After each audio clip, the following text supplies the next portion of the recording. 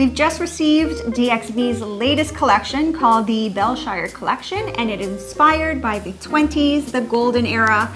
We are talking sparkles, glamour, luxury. I've been using DXV for clients for a number of years now. This is another step up. It's very glamorous, very detailed, sparkly, exciting.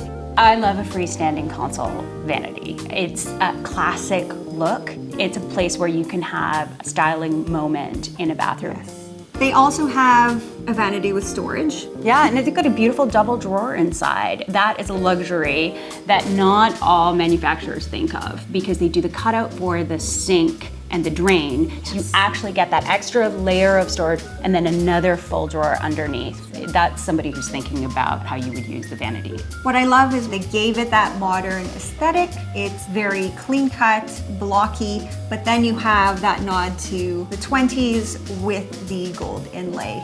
It's slightly updated in this context because they're using walnut in a more mid-century way, but I think that's the bridge that allows this particular vanity to feel more contemporary than a direct copy of something from the 20s.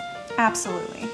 There are some very sexy toilets. Most of the walnuts are very contemporary, and here you have again that hexagonal front, this faceted angles. It's very subtle. I've never seen anything like that in a toilet. It's very different, and you can see how it coordinates with a lot of the faucets and fixtures. Yes, but still has a very modern edge, which I love about it.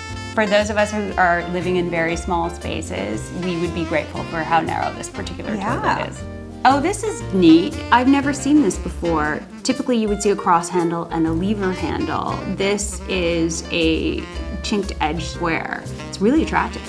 It's beautiful. This is jewelry. This is jewelry. They're calling it the cushioned handle. And I think this is the perfect thing to swap out in a bathroom. If you're not going to do the whole reno, start with the faucet, the plumbing fixtures, that's where you're going to add the glamour. Whether you want the satin brass or polished nickel, it adds that sparkle. I honestly think the polished nickel is the new comeback metal. Chrome is quite cool. The polished nickel allows for that just slightly warmer undertone.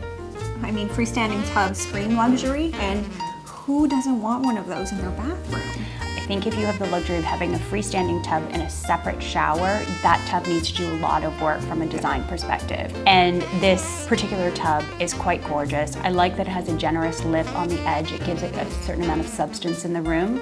If it weren't comfortable and you couldn't spend at least an hour in it, I would never spec it for a client or myself.